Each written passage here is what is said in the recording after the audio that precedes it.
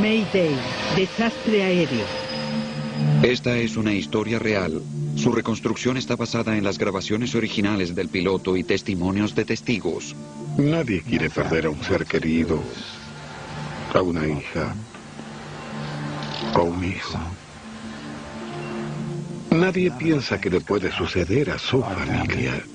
Leemos sobre estos espantosos accidentes y damos gracias a Dios. No hay posibilidad de que nos suceda a nosotros. Todo está a nuestro favor.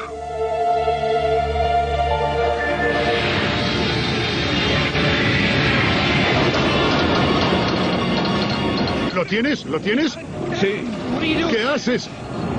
No puedo controlarlo. En enero de 2000, un jet de Alaska Airlines, con 88 pasajeros y la tripulación, sufrió una falla catastrófica que lo destruyó en el aire. Una escandalosa serie de errores y negligencias que lo condujeron al desastre. Cuando uno de los mecánicos intentó informar sobre los defectuosos procedimientos de mantenimiento, se lo suspendió de su trabajo. Esta investigación expone defectos muy preocupantes en el mantenimiento y la regulación que aflige a la industria aérea. Esto muestra cómo una serie de devastadores errores combinados produjeron un trágico accidente, el cual podría volver a suceder. ¡No lo puedo liberar!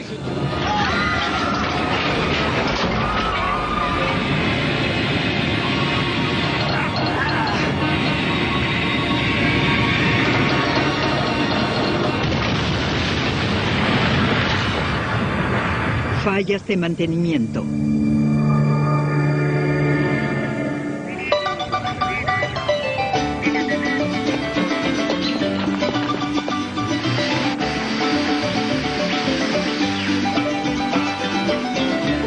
Puerto Vallarta es un conocido lugar de vacaciones en la costa del Pacífico mexicano. Es uno de varios destinos turísticos donde opera Alaska Airlines. Colin Worley fue allí a celebrar un cumpleaños familiar. Esta mujer de 34 años, quien viajaba frecuentemente y hablaba muy bien el español, visitó México muchas veces.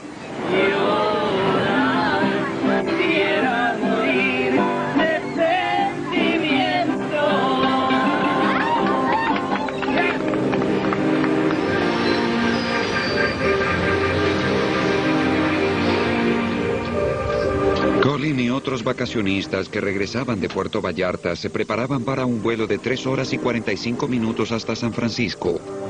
En su bienestar, luego de sus vacaciones, ellos miraban hacia el futuro. Colin y su novio Monty planeaban tener un hijo a finales de ese año.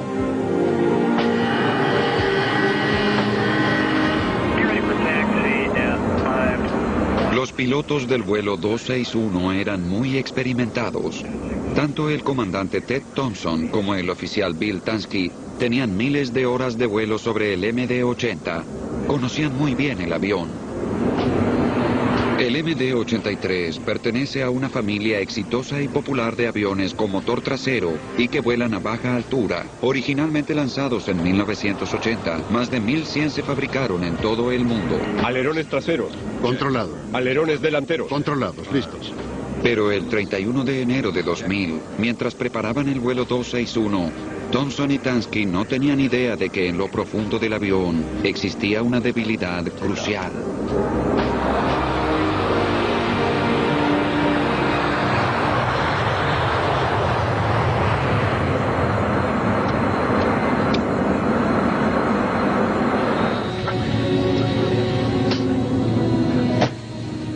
Colin Worley y su novio Monty planeaban casarse en poco tiempo. Anunciaron su compromiso en Navidad. Como queríamos que todos los felicitaran, decidimos organizar una fiesta familiar. Abby Miller Bush visitó México con su novio Ryan y sus amigos para celebrar su nuevo trabajo en Microsoft. Es difícil describir cuán alegre era ella. Se la conocía por el gran interés que sentía por las cosas. Era un rasgo al que no se le puede asignar un valor. Dean y yo estuvimos allí muchas veces. Y esa fue la primera vez que él fue sin mí. Dean me enseñó a jugar. Él siempre estaba contento. Él hacía muchas bromas. Era como un cachorro juguetón. Después del despegue, el comandante Thompson y el oficial Tansky sienten la primera señal de problemas. El estabilizador horizontal en la punta de la cola no se mueve. Los pilotos llevan a cabo un control estándar para liberar el estabilizador. Interruptor del estabilizador. Normal. Circuito de controles. Verifica obstrucción. De 9, de 10, de 11. El estabilizador del MD-83 es la superficie horizontal de 12 metros que está en el frente de la cola. Es como otra ala. Junto con los elevadores en la parte trasera de la cola, el estabilizador regula el ángulo del avión durante el vuelo. El estabilizador no se movía. Thompson y Tansky suponían que era una falla de los motores eléctricos que lo mueven hacia arriba y abajo. Creían que podrían solucionar el problema. No tenían idea de que estaban en gran peligro. Debían lidiar con algo que no tenía tanta trascendencia. Se suponía que no era algo tan importante. De serlo, habrían dado la vuelta y regresado al aeropuerto mexicano del que salieron. Lo correcto era solucionarlo. Los pilotos oprimieron repetidamente los dos interruptores que operan el estabilizador. Los controles que activan el motor principal son el interruptor sobre la palanca de control, conocido como interruptor pickle, y las palancas deslizables. ¿Opera alguno de los sistemas? No. Ambos inoperantes. Considera destrabarlo. No uses piloto automático. Controlado. El estabilizador atascado atrae el avión hacia el suelo. A 28.500 pies, los pilotos apagan el piloto automático y vuelan en forma manual.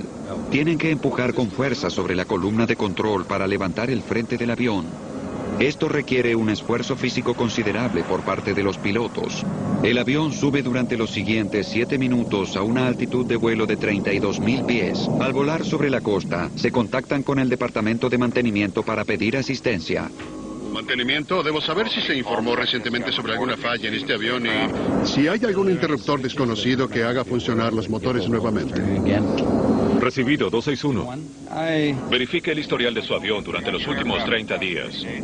No se halló nada en el manual de navegación.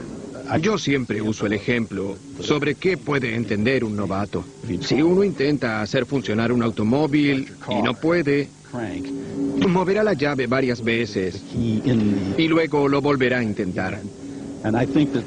Y yo creo que eso fue lo que la tripulación hizo. Quizá esto funcione, probemos esto otro, hagamos esto. Los pilotos pensaban en qué sucedería al descender para aterrizar. ¿Cómo reaccionaría el avión? ¿Lograrían controlarlo? Pero varios minutos después de pedir ayuda a la torre, no reciben consejos. Al aproximarse el vuelo 261 a la costa de Los Ángeles, los problemas a bordo comienzan a empeorar.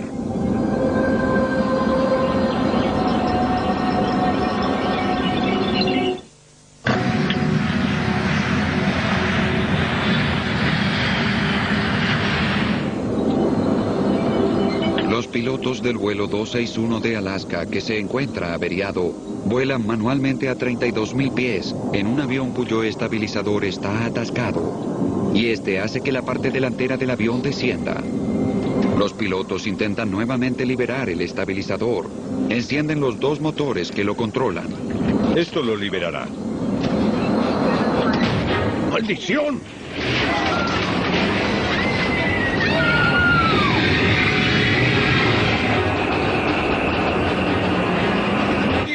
¿Lo tienes? ¿Qué haces? ¡Lo liberé!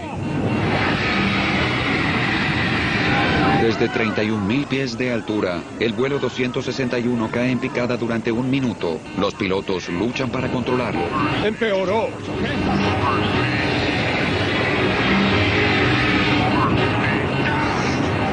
¡Perdemos velocidad!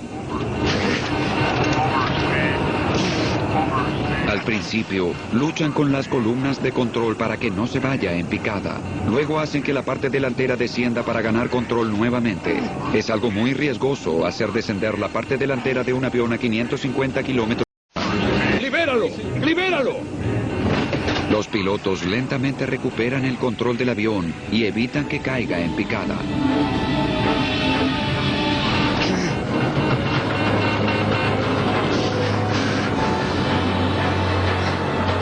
Bajaremos la velocidad. Activa las bombas de alta presión. Muy bien. Ayúdame. Ayúdame. De acuerdo.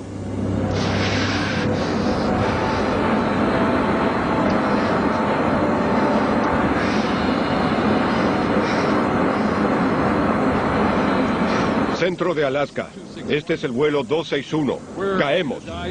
Perdí el control. Descendemos en forma vertical. Alaska 261, reitere, señor.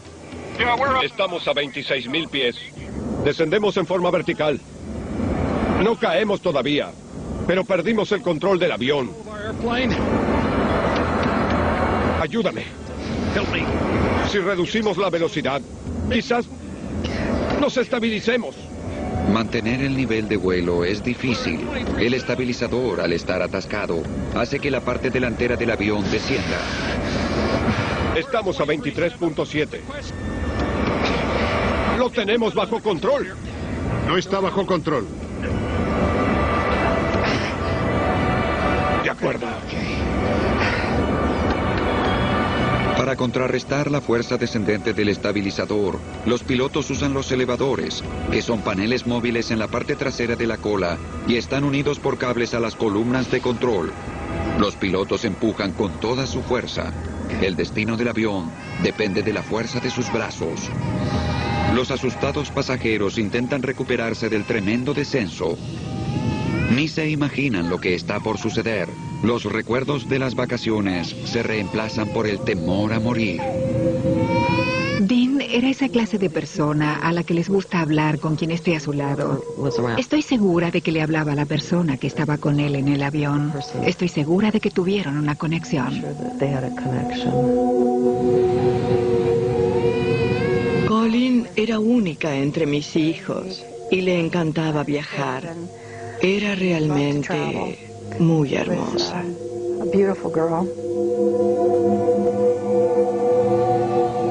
Ella tenía 25 años y era como si tuviera su propio avión. Realmente viajó a muchos lugares. En la cabina, los pilotos luchan para controlar la velocidad del avión y aterrizar. Lo dominaron relativamente, lo estabilizaron y ahora están en una situación en la que deciden realizar un aterrizaje de emergencia en el Aeropuerto Internacional de Los Ángeles. Quitemos los frenos. No, déjalos como están. Al parecer ayudan. ¡Maldición! En verdad quiere descender. No los toquemos. De acuerdo. Con el avión bajo control temporariamente, los pilotos toman la decisión de hacer más controles. Necesitan dejar espacio libre en el avión en caso de perder el control nuevamente. Se contactan con la torre de control aéreo. Alaska 261, diga su condición actual. 261. Estamos a 24.000 pies. Relativamente estabilizados. Estamos descendiendo y haremos algunos controles. ¿Podría darme una altitud de entre 20 y 25? Alaska 261, mantenga su nivel de altitud de vuelo en 200 a través del nivel de vuelo 250. Los pilotos tienen ahora espacio libre. Intentan saber cuál será su próximo movimiento. Toma el control. Déjame intentarlo. De acuerdo. ¿Qué tan difícil está? No lo sé. Mi adrenalina fluye. Lo que ocurrió antes fue muy difícil. Sí, lo fue. Lo que sea que hicimos, no lo repitamos. Sí, descendía en picada. ¿Estamos peor que antes? Estamos mucho peor ahora. Los pilotos saben que no se trata tan solo de un problema eléctrico. Por lo que experimentaron, suponen que el estabilizador está atascado. Creo que se detuvo totalmente y me pregunto si puede estar peor. Probablemente sí. Pero pongámoslo más lento. Descendamos a 200 nudos y veamos qué sucede.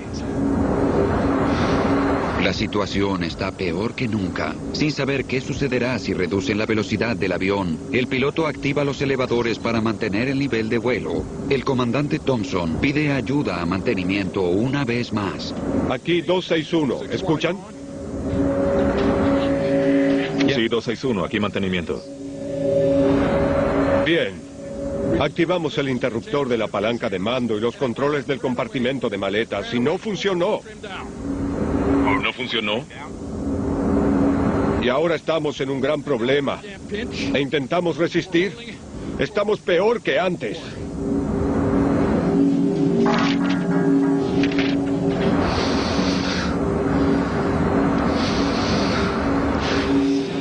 La parte frontal está en descenso y no logran elevarla. ¿Eso es correcto? Afirmativo. Caímos en picada. Y temo intentarlo nuevamente para dirigirnos en otra dirección. Bien, entiendo su criterio. Si quiere intentarlo, creo que no hay problema. Nos vemos en el aeropuerto. Es importante contactarse con la gente en tierra y leer los manuales de mantenimiento. Con la experiencia en la materia, aunque se llame al fabricante, no siempre esto nos dará una respuesta mágica. La tripulación ya pensó en una posibilidad lógica. Mantenimiento claramente no interpretó la gravedad de la situación. Esto es lo último que la tripulación escuchó de ellos. Nadie puede ayudar a los pilotos en su lucha con el estabilizador atascado.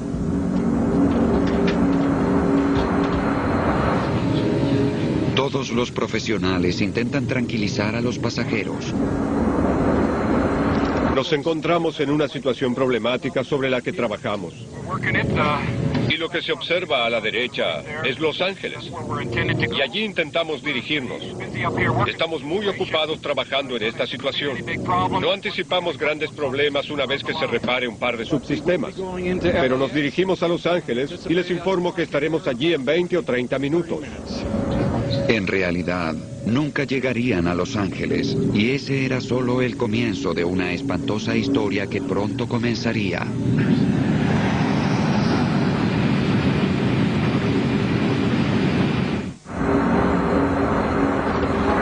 Luego de descender en picada a 8,000 pies, el vuelo de Alaska Airlines se encuentra ahora estable. Los Ángeles, aquí Alaska 261. Estamos en 22.5. Tenemos el estabilizador atascado y nos cuesta mantener la altitud, pero creo que la mantendremos e intentaremos aterrizar en Los Ángeles. Los pilotos piden que los guíen sobre el Océano Pacífico hasta el aeropuerto. Centro, aquí Alaska 261. Necesito descender en 10. Cambien mi configuración. Asegúrense de que pueda controlar el jet. Y quisiera hacerlo aquí sobre la bahía, de ser posible. Si lo peor llegara a suceder, no quieren que mueran personas en tierra, como tampoco dentro del avión. La gente no se da cuenta de que se salvaron muchas vidas gracias a que la tripulación decidió permanecer sobre el agua hasta que todo estuviera bajo control. La tripulación pidió nuevamente a la torre de control que mantuviera despejado el espacio alrededor del avión. Alaska 261, diríjase a 280 y descienda. Manténgase en 1700. 280 a 1700, Alaska 261. Necesitamos el espacio despejado. Alaska 261, recibido.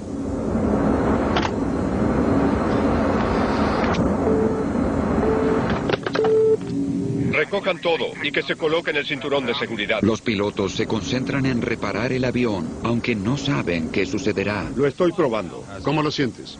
Siento que pide más energía. Dásela. Estoy en 250 nudos. ¿Está difícil? En realidad está muy estable así, pero tenemos que descender a 180. Los pilotos intentan reducir la velocidad del avión sin perder el control. Pero al avanzar lentamente para encontrar la solución, cada movimiento que hacen podría tener consecuencias fatales. La única esperanza para los pasajeros es que la habilidad y experiencia del piloto conduzcan el avión al aeropuerto de Los Ángeles. Ahora se detiene. Se detiene. No lo está haciendo. Y luego de hacer un esfuerzo tras otro y no ver resultados, la tripulación se pregunta si el estabilizador está dañado. El estabilizador quizá, o tal vez algo atrás se dañó. Sí. Tal vez sea un daño mecánico. Si logramos controlarlo, creo que deberíamos aterrizar. ¿Lo crees? Bien, vamos a Los Ángeles. Pero cuando se preparan para aterrizar en Los Ángeles, algo sucede en la cola del avión. ¿Lo sentiste? Sí, dame el control. ¿Es esa maldición? ¿Eso fue? Sí.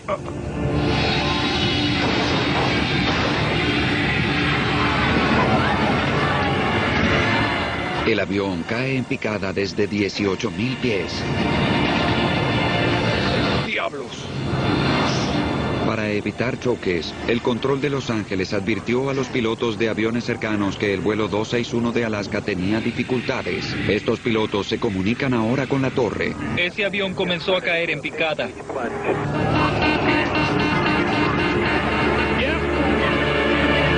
Sí, señor, definitivamente cae en picada y lo hace muy rápido. Está totalmente fuera de control.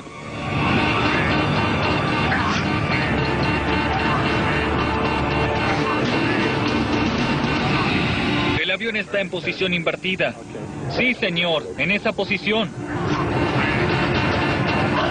Los pilotos no logran tomar los controles. El avión está en posición invertida, pero aún creen que lograrán que se salve de la caída. ¡Auxilio! ¡Presiona y gíralo! ¡Presiona y gíralo!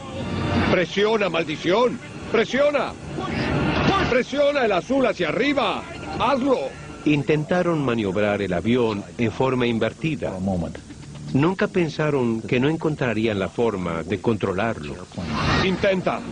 Intento, pero no puedo. Toma la palanca. No puedo. La derecha. Bien. La palanca derecha. El avión se movía de lado a lado, se dio vuelta, giraba. Las personas se estrellaban contra las paredes del avión, se caían de los asientos mientras en la cabina se oían gritos. Durante los últimos minutos, increíblemente espantosos, que les quedaban de vida. ¿Estamos volando? ¡Lo estamos! Diles lo que ocurre. Estamos volando en posición invertida. ¡Eso es lo que ocurre!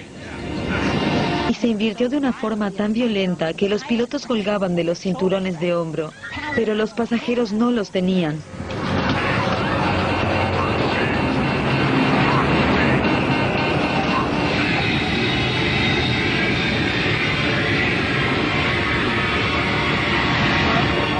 ¡Aquí vamos!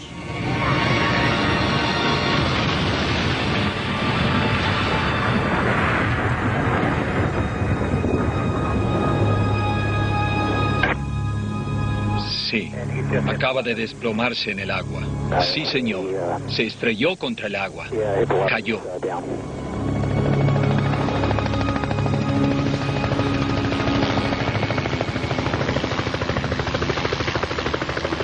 Luego de 60 minutos espantosos, el vuelo 261 cayó en el Océano Pacífico a casi 400 kilómetros por hora.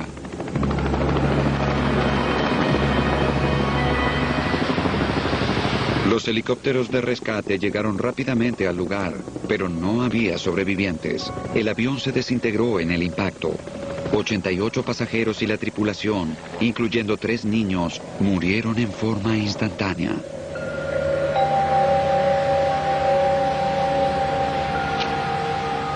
Fred Miller perdió a su hija Abby y al esposo de esta. Ellos sufrieron al caer. No fue una buena forma de morir. Un testigo afirmó que el avión giró cayendo de punta. Él afirmó: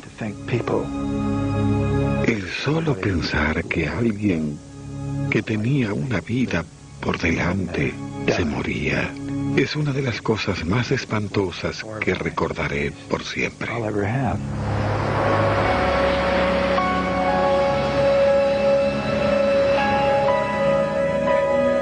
Susan da Silva perdió a su marido, Dean. Sé que pasaron por una experiencia extremadamente aterradora. Esas personas sufrieron un final violento. Ningún cuerpo quedó intacto o casi intacto. Y estuvieron conscientes de lo que sucedería antes del hecho. Colin Worley murió con su novio Monty. Como madre, sigo esperando Que mi niña regrese a casa. Colin viajó tanto durante su vida que fue muy extraño no volverla a ver llegar a la puerta de su casa. Durante todo este tiempo pensé que algo hizo que eso sucediera y quiero encontrar al responsable.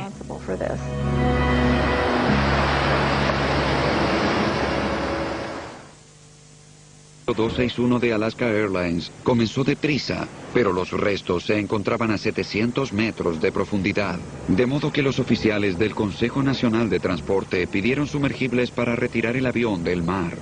Establecimos una base de operaciones y usamos un vehículo a control remoto con un sonar omnidireccional que se usó para trazar el campo donde estaban los restos.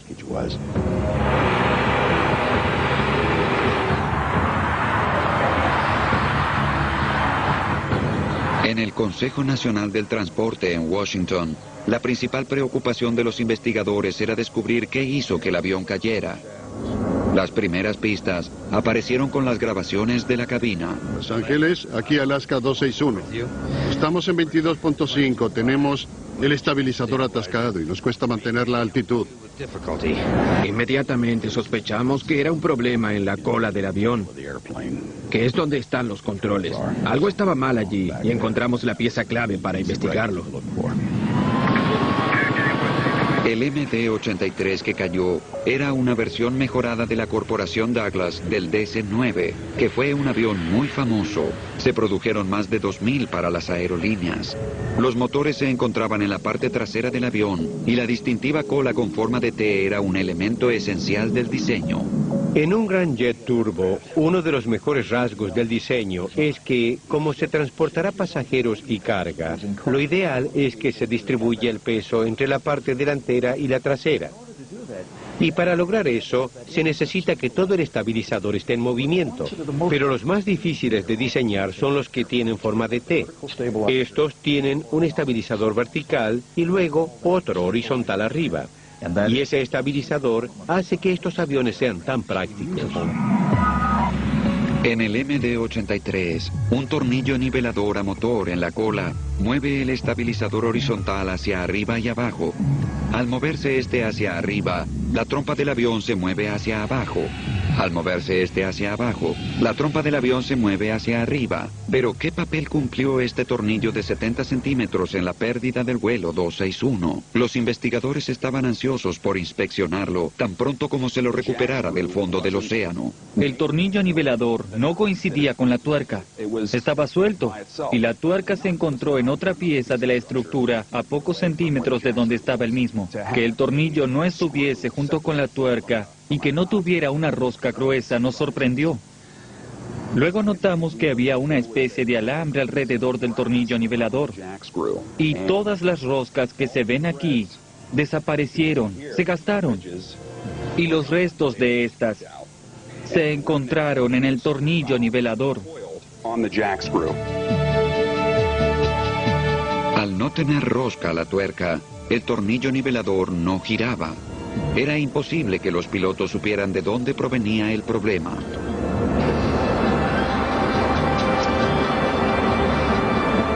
La tripulación se enfrentaba a un problema totalmente desconocido. No existe un procedimiento para cuando un tornillo nivelador falla en el libro de referencia disponible. No hay entrenamiento para esto.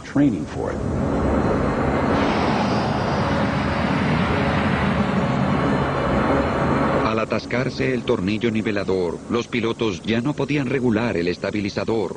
Creemos que se debió al hecho de que la rosca de la tuerca se gastó. Y era muy difícil también para el tornillo nivelador girar con la energía del motor eléctrico. Eso le dio a la tripulación un indicio de que había un problema. La tripulación sabía que había un problema en la cola, pero no sabían qué era. Dos motores controlaban el tornillo nivelador e intentaban que girara, y los intentos de los pilotos de liberar el estabilizador empeoraron la situación. Estamos en 23.7. Lo tenemos bajo control. No está bajo control. Lo que ellos hicieron mal fue intentar que funcionaran los dos motores principales al mismo tiempo. Ese fue el error. Cuando los pilotos encendieron ambos motores, el tornillo nivelador se movió, pero la rosca estaba gastada.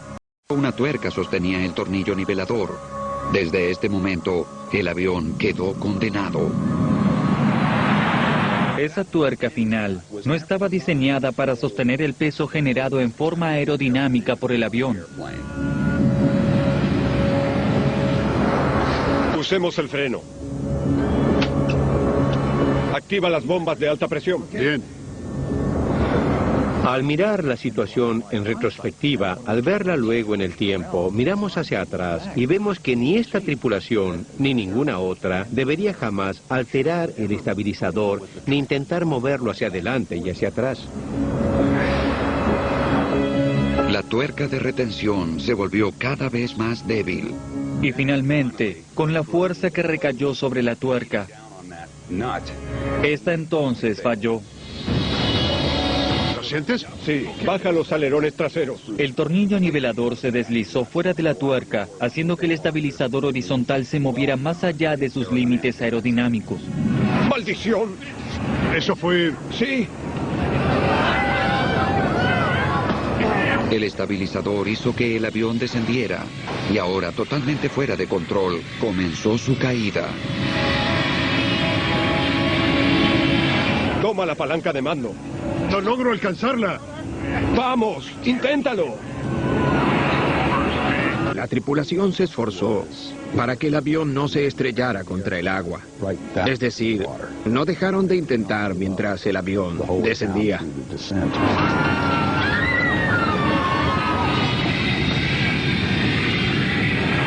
Aquí vamos.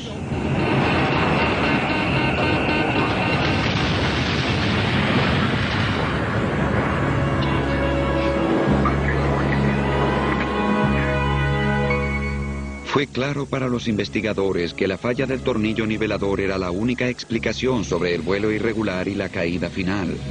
Pero ¿por qué sucedió esto? ¿Por qué falló el tornillo nivelador?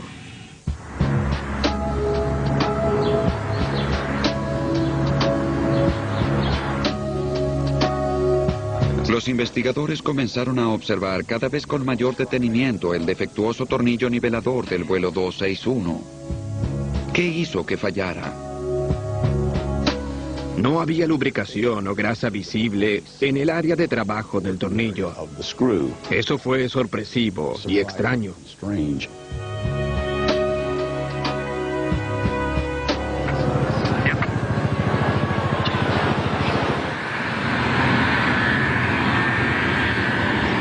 Descubrir que el tornillo nivelador no estaba lubricado alarmó a los investigadores. Ellos alertaron a la Administración Federal de Aviación, que ordenó un control inmediato de todos los MD-80 en los Estados Unidos.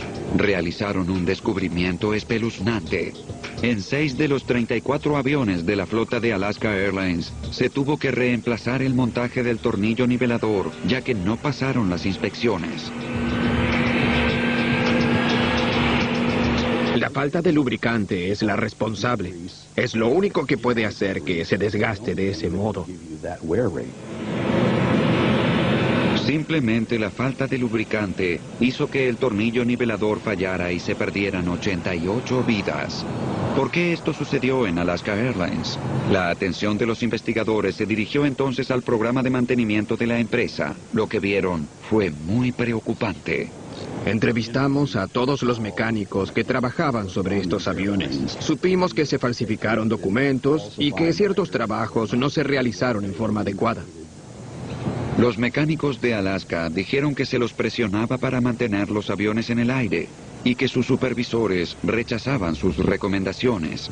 Algunos alegaron que en los documentos se hacían alteraciones donde figuraba que el trabajo estaba hecho cuando no era así. Alaska fue durante mucho tiempo una de las empresas aéreas más exitosas de los Estados Unidos, pero a comienzos de 1990, la caída económica comenzó a afectar a esta empresa y respondió con reducción de costos para equilibrar su economía. Alaska Airlines comenzó a usar sus aviones en forma más intensiva. Incrementó enormemente el promedio diario de uso de su flota.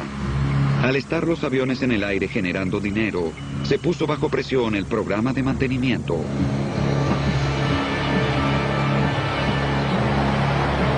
John Liotin era uno de los mecánicos más importantes del edificio de mantenimiento de Alaska Airlines en Oakland, donde trabajó durante 8 años. Liotin sintió que las nuevas presiones sobre el mantenimiento ponían la vida de los pasajeros en riesgo y tuvo que pagar muy caro por expresar su preocupación. Le pedimos a un actor que representara sus experiencias, basándonos en sus pruebas bajo juramento frente al Consejo. Liotin afirmó que los aviones regresaban a prestar servicio demasiado rápido. A veces, en vez de esperar a que se reemplazara una pieza o se la reparara, los supervisores hacían que los aviones pasaran los controles y transportaran pasajeros.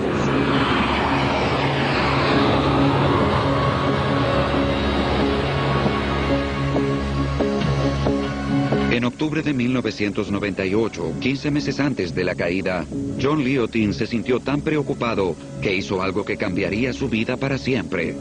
Informó a la Administración Federal de Aviación de los Estados Unidos que Alaska Airlines violó los procedimientos de mantenimiento. Muy pocos en Alaska Airlines mostraron preocupación por el mantenimiento. Debió haber más. Más gente debió escuchar esta advertencia. John Liotin es un héroe para mí. En diciembre de 1999, un año antes del accidente, los oficiales de la FAA y del Departamento de Transportes trataron el caso de Alaska Airlines.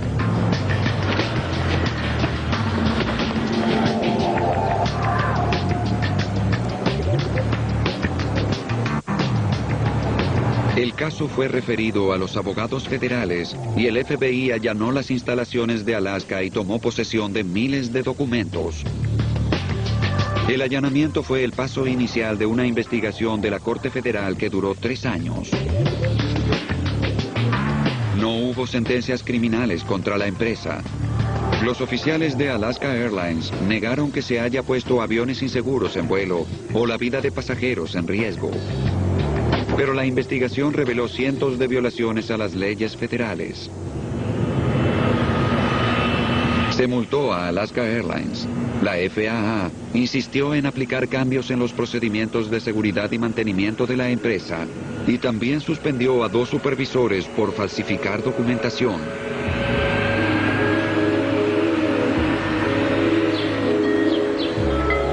Al igual que otros informantes, John Liotin pagó muy caro su esfuerzo por salvar vidas. Alaska Airlines lo despidió y lo indemnizó, costándole su despido miles de dólares.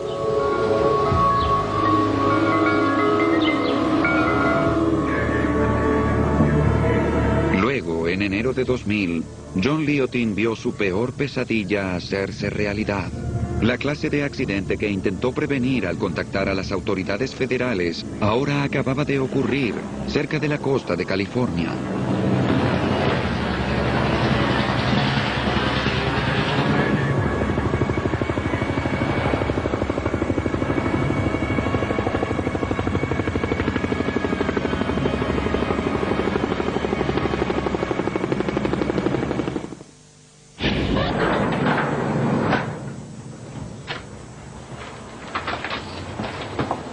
Luego de que el vuelo 261 se estrellara, el mecánico John Liotin buscó sus propios documentos de trabajo. Increíblemente, descubrió que tenía un contacto directo con el avión caído.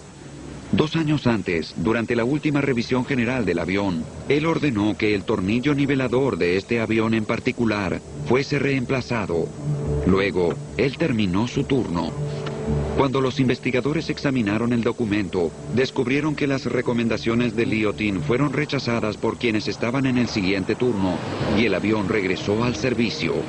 El siguiente control sería dentro de 2 años y medio, pero el tiempo se acabó. 2 meses antes del siguiente control, el vuelo 261 se estrelló. Alaska Airlines calificó a Liotin como una influencia perjudicial. Más tarde, él demandó a la empresa por calumnias. Alaska resolvió sus problemas, pero Liotin ya no trabajaba en la industria que amaba. Cada semana recibo llamados donde me preguntan si deberían informar sobre irregularidades. Yo siempre les digo que si lo hacen deben prepararse para otra clase de trabajo, porque ya no trabajarán en esa industria ni para el gobierno. Es casi imposible presentar un informe así y seguir con la profesión.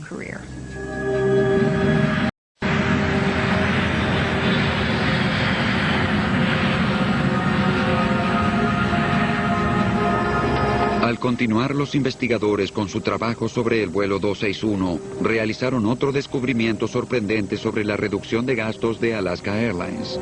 Para que los aviones volaran en forma más intensiva, Alaska extendió dramáticamente los intervalos de inspección entre los vuelos. Esto fue significativo, ya que cuando se diseña un avión, cada parte está en un listado en el que figura cuándo se la debe controlar y cuándo se la debe reparar. Se supone que se deben inspeccionar cada cierta cantidad de horas y eso varía de acuerdo a la parte del avión. Hay cosas que se deben revisar luego de cada vuelo, otras cada 2 o 3 días. En 1996, Alaska Airlines extendió los intervalos de las inspecciones de los tornillos niveladores en un 400%. Ahora había 2.500 horas entre cada control. Los extendidos intervalos resultaron fatales para el vuelo 261. Si hay un lapso de 600 horas entre cada inspección y rutinas de engrase, no hay posibilidad de que se dé una situación de roces entre metales. Pero si estos son de entre 2.000 y 2.500 horas, lo que se hace es saltear algunos de los pasos de protección, es decir, las barreras que nos protegen de fallas catastróficas. En su informe final sobre el accidente del vuelo 261, el Consejo concluyó que los extensos intervalos de Alaska Airlines en el control de los tornillos niveladores de sus MD-80 contribuyeron significativamente en el accidente. Con tal de ahorrar centavos, se le resta importancia a la seguridad y al mantenimiento. Y lo sorprendente con Alaska Airlines es que se les permitiera extender los intervalos de inspección. Y es muy preocupante, porque es la única manera de tener seguridad.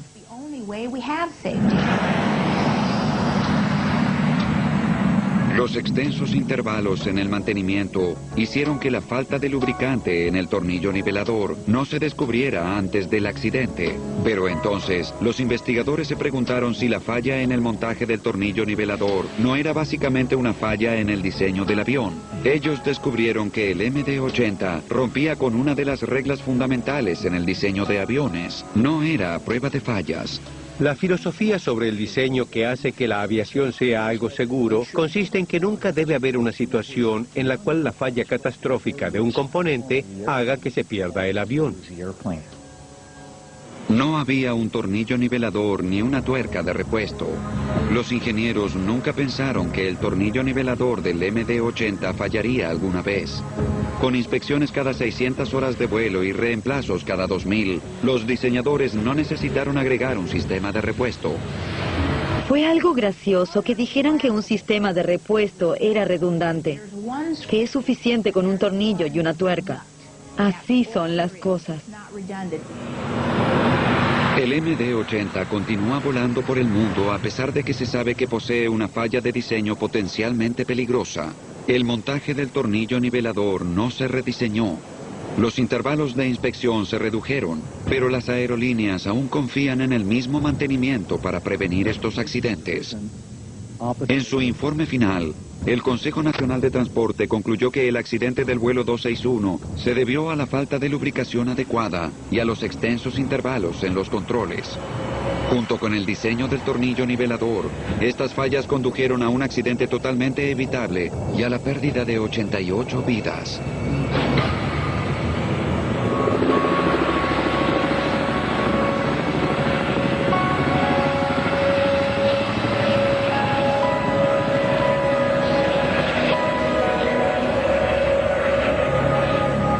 Tres años después del accidente del vuelo 261, los parientes y amigos de los fallecidos dedicaron un servicio religioso en Puerto Guanemi, cerca del lugar del accidente. Karen Stock.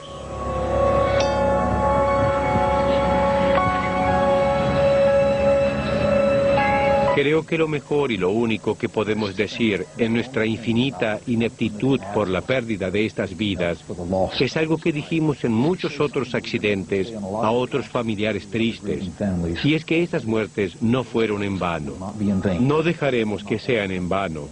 Cada una de esas vidas contará en cuanto nos aseguremos de que otras personas no mueran.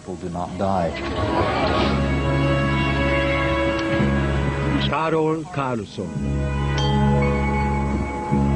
Colleen era única. Era aventurera. Y no hay nadie como ella en nuestra familia. Y no sé qué hacer. Más que recordarla. Y vivir mi vida un poco mejor ahora por ella.